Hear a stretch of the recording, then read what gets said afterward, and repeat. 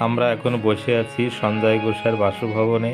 একটি মহোৎসবে যাওয়ার পথে সঞ্জয় ঘোষের বাড়িতে বসে মনীষা হালদার সঙ্গে তার মা বসে আছে। আপনারা দেখছেন গান প্র্যাকটিস করছে। জয় হরি বল।